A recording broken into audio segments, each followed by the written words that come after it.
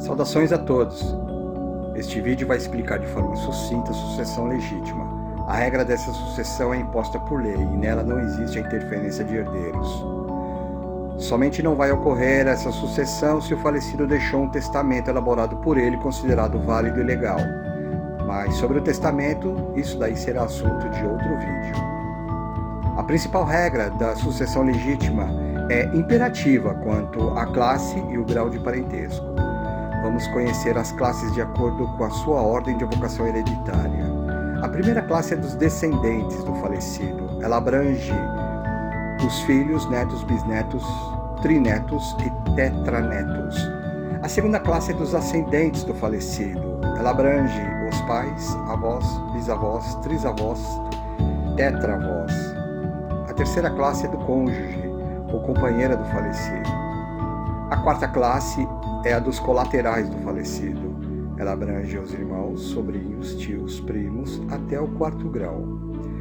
O cônjuge ou companheira, dependendo do regime de bens, além de ser meieira, pode ter direito a participar da herança na primeira e na segunda classe.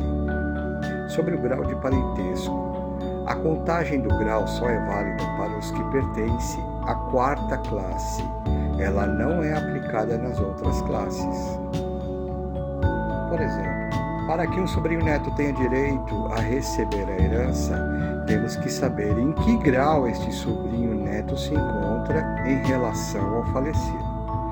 Já sabemos que a lei permite até o quarto grau. Para sabermos qual o grau deste sobrinho neto, temos que respeitar a seguinte regra. Com base na árvore genealógica familiar do falecido, iremos, como se fosse percorrer um caminho em linha reta, onde seu início será pela posição do falecido.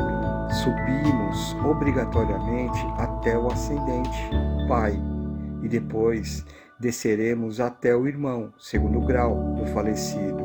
Continuaremos até o filho do irmão, que é o sobrinho do falecido. Descemos até o filho do sobrinho, que é o sobrinho neto, quarto grau do falecido. Logo, o sobrinho neto tem direito a receber a herança por ser parente em quarto grau, ou seja, o último grau em que a lei dispõe. Agora que você já sabe sobre classe e grau de parentesco, vou explicar melhor. Ilustremos essa história supondo que o falecido se chamava Amaro e ele não tinha esposa e nem companheira. Como vai ocorrer essa sucessão legítima de Amaro? Imaginemos uma forma fictícia que, horas depois da morte de Amaro, sai um ônibus do terminal rodoviário com destino à rodovia dos descendentes. Havendo interessados, estes deverão sinalizar e entrar no ônibus. O ônibus vai retornar para a rodoviária assim que fizer a coleta de todas as pessoas. Se porventura nenhum descendente entrar no ônibus, o ônibus segue caminho para a rodovia dos ascendentes. Havendo interessados, deve sinalizar e entrar no ônibus. O ônibus vai retornar para a rodoviária após a coleta de todos eles. Se porventura nenhum ascendente entrar no ônibus, este ônibus segue caminho para a rodovia do cônjuge ou companheira. Havendo interesse, deve sinalizar e entrar no ônibus. Se porventura o cônjuge ou companheira não entrar no ônibus, este ônibus segue caminho para a rodovia dos colaterais. Havendo interessados, esses deverão sinalizar e subir no ônibus. O ônibus vai retornar para a rodoviária após a coleta de todos. Se porventura nenhum colateral entrar no ônibus, esse ônibus vai retornar para a rodoviária vazio.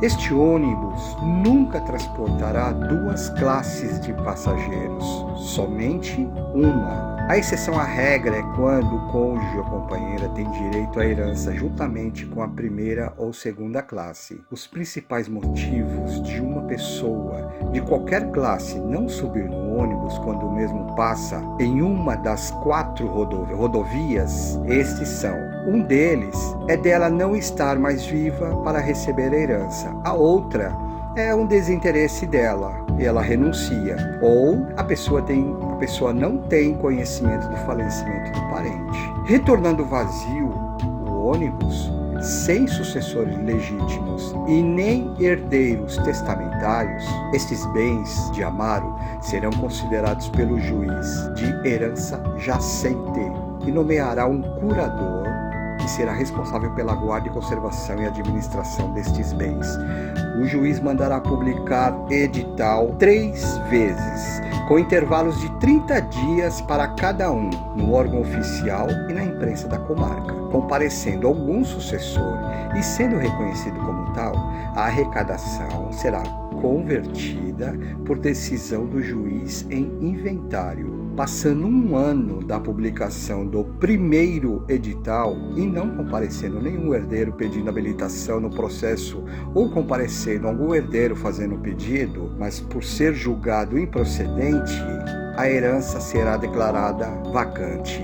Após a declaração da herança vacante, ou seja, que está vaga, sem ocupação, os herdeiros, como irmãos, sobrinhos, tios e primos, ou seja, os colaterais da quarta classe, ficam excluídos do direito à sucessão.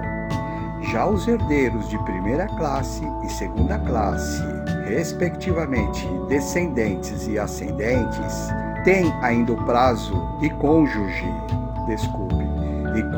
também tem ainda o prazo de 5 anos contados da abertura da sucessão para dar início à ação de petição de herança. Caso nenhum herdeiro der início à ação e passar o prazo de 5 anos da abertura da sucessão, o acervo hereditário de Amaro será em definitivo do poder público. Um grande abraço a todos, espero que tenham gostado, dê um like, se filiem no canal e até o próximo vídeo.